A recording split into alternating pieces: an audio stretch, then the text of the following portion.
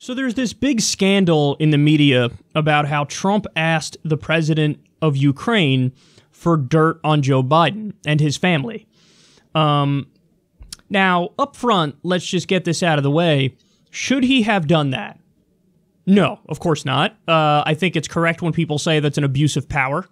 You can't have the president just like fishing around like that in the same way. Like, imagine if President Trump asked the CIA, like, do me a favor, spy on all my political opponents for me.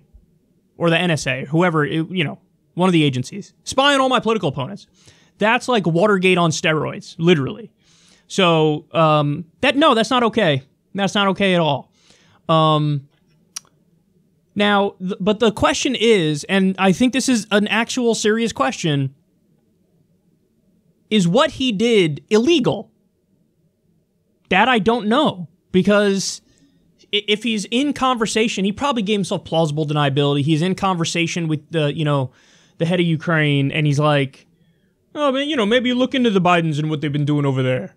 And then, there's a little laughter or whatever, and he could be like, I was joking. And I don't know if it would hit the bar of illegality. Again, he shouldn't have done it, but is it illegal? I have no idea, and I don't think you have any idea either. And the people who are acting like, nah, totally, bro, impeachment on this and on this alone and stuff and whatnot. It's like, you don't know what the fuck you're talking about. You just don't. Stop it. You have no idea what you're talking about. I don't, and you don't. So there's been this, like, media, orgy over this issue, and the entire thing is from the perspective of, oh my God, Trump is evil, Trump is wrong, Trump, should be impeached over this is criminal, so on and so forth. Now, what he did is asked a foreign government for dirt on his political opponents. I hate to break up the party here, but this story is literally exactly what Hillary did to the Trumps in the 2016 election. Now, that's not my opinion. I know people, why are you doing whataboutism? It's not whataboutism when I'm pointing out that the thing that you're mad at Trump for is literally the exact same thing that Hillary did, and you didn't give a shit when Hillary did it. That's not whataboutism. That's saying you're a massive hypocrite and you don't have actual standards. You're just acting in a rank partisan way. So, this is what Politico said at the time. Ukrainian efforts to sabotage Trump backfire. Kyiv officials are scrambling to make amends with the president-elect after quietly working to boost Clinton. Quote, Donald Trump wasn't the only presidential candidate whose campaign was boosted by officials of a former Soviet bloc country. Ukrainian government officials tried to help Hillary Clinton and undermine Trump by publicly questioning his fitness for office. They also disseminated documents implicating a top Trump aide in corruption and suggested they were investigating the matter, only to back away after the election, and they helped Clinton's allies research damaging information on Trump and his advisors, a Politico investigation found. A Ukrainian-American operative who was consulting for the Democratic National Committee met with top officials in the Ukrainian embassy in Washington in an effort to expose ties between Trump, top campaign aide Paul Manafort, and Russia, according to people with direct knowledge of the situation. So, now, when this story broke, you know what people did?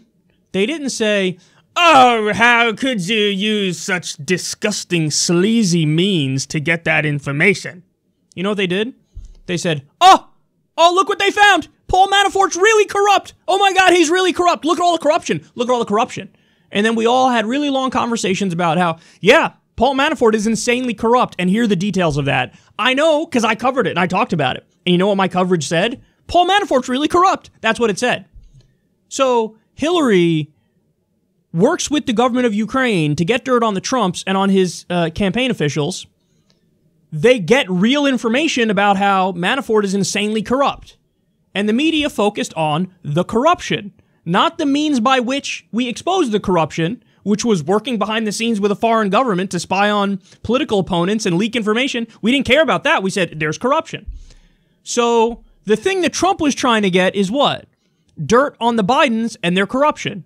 Guess what? There's a lot of dirt on the Bidens, and they're massively corrupt. And today, we're not talking about the corruption of the Bidens.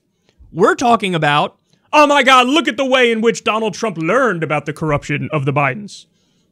So do you see the double standard there? In one instance, you don't care how we got the information. You say Paul Manafort is corrupt and that's all that matters. In the other instance, we get information that Biden's corrupt and you're like, you're not allowed to talk about that because the way he got the information is not right. Well, that's just rank partisan hackery is what that is. And I'm sorry, but it is that. It is.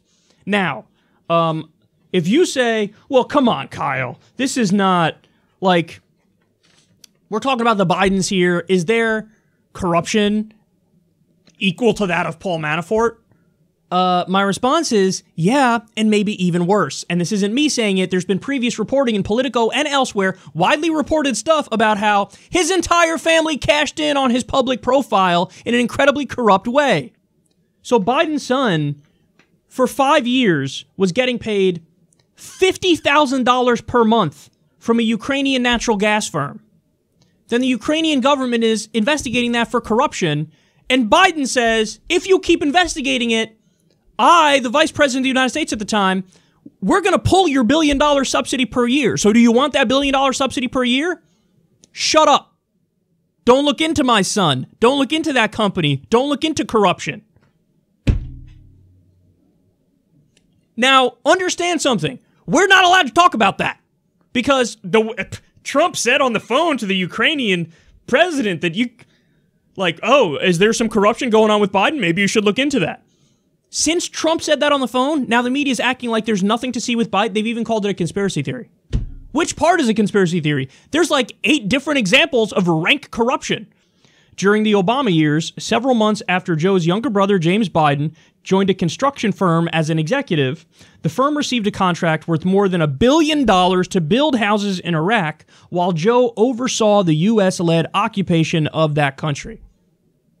I'm going to give you little tidbits of information that we learned from this article and elsewhere to explain to you why his corruption is not a non-story. It's the same thing as the Clinton Foundation, and Trump successfully used the Clinton Foundation to clobber Hillary over the head and paint her accurately as a corrupt politician and a defender of the status quo who's going to change nothing. As Trump was talking about the Clinton Foundation, all the media was acting like, there's nothing to see here. Everybody shut up. And guess what? It didn't work because there was something to see there. By the same token, now with Biden and his family, Trump's going after the corruption. Well, now we have the Clinton Foundation scandal all over again, except with Joe Biden and his family getting rich off of his public name.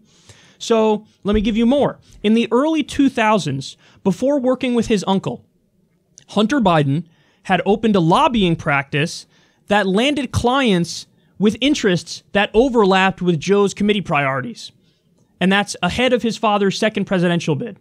He entered the hedge fund business at that time. I got more. As Joe was entering the Senate and taking a seat on the banking committee, James Biden, again, that's his brother, obtained unusually generous loans from lenders who later faced federal regulatory issues. So what do you mean? No. Here's the reality, guys. There is something there. And Biden is corrupt. And his family is corrupt. And they did cash in on his name. And this is a sketchy-ass deal with the Ukrainian natural gas firm. He was getting paid $50,000 a month. And then when they tried to look into it, they said, shh, if you do that, we're gonna cut your subsidy. So I'm pleading with people.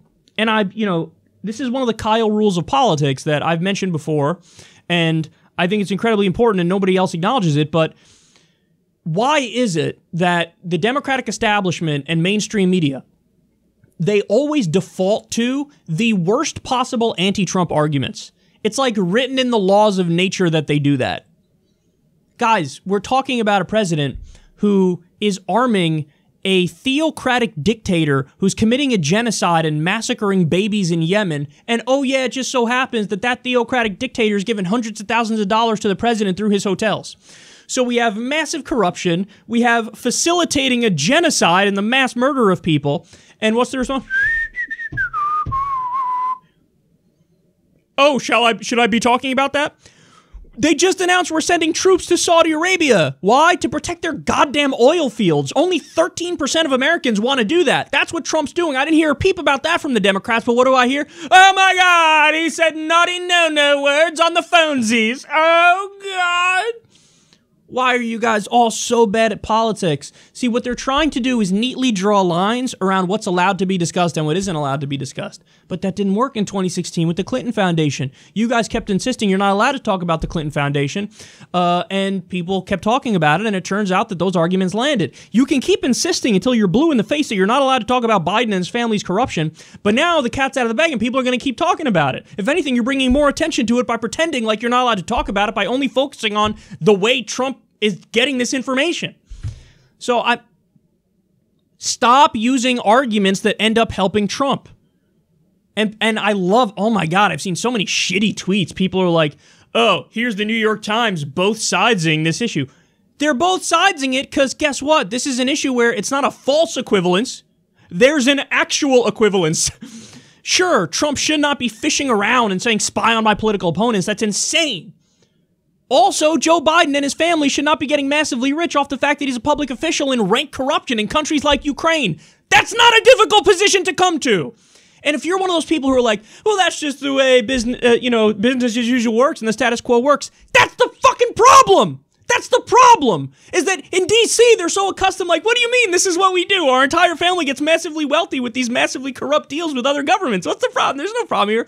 There is a problem there, because most normal people look at that and they say, I'm working away at a job, making $50K a year, barely can pay my bills, barely can take care of my families, and these people are using their power and influence and their money and their name in order to get wealthy in the most corrupt ways imaginable, and I'm supposed to just say, oh, that's totally fine. No. You're giving Trump an argument where he could say, no, I'm doing what I said I was going to do all along, which is I'm going to expose the corrupt people in the deep state and the swamp, and I'm going to fight against it. So why are you focusing on the arguments that his counter-argument is going to clobber you over the fucking head when you try to say, shut up, you're not allowed to talk about the Biden corruption? Bullshit. He's going to go ahead like a bull in a china shop and do exactly that. You think, oh my God, I'm thinking of the debates and I'm scared to death. I'm scared to death. Joe Biden on a debate stage with Donald Trump. This dude who was rambling and he was talking about how the kids need record players and they have to hear words. That dude is going to accurately be able to push back and beat down Donald Trump. When Donald Trump already's got massive dirt on him, what are you going to say, Joe? Honest to God, this is the response from the campaign. This president is violating all the norms. That's your argument? Don't look into my corruption. You're violating all the norms. Oh boy, we're in trouble, guys. We're in trouble. We're in trouble. Don't do it.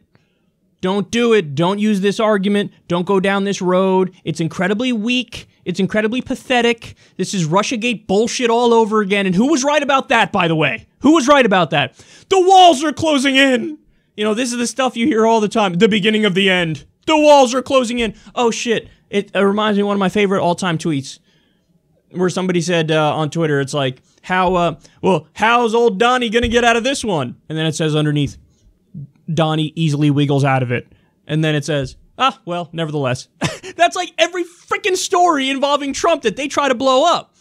They don't go after the real important stories and the ones that are incredibly poignant and would land and would destroy him. They focus on the lowest common denominator, where now the argument is, you're not allowed to talk about Joe Biden's corruption and his family's corruption because of the way in which you got that information. We're only going to pretend like the only scandal here is the way in which you try to get the information. Well, funny how you want to talk about that now, but when Hillary did the exact same tactic, it wasn't even an issue. Of course you ignored it, and you went right to Paul Manafort's corruption because he was corrupt. But with the Biden's corruption, shh. Oh, please, man. This is embarrassing. This is pathetic. This is sad. And I'm begging people to keep their eye on the ball, which is hammer him on his record, hammer him on policies, and focus on defeating him in 2020 instead of, getting caught up in the weeds of an issue where it's not going to amount to anything.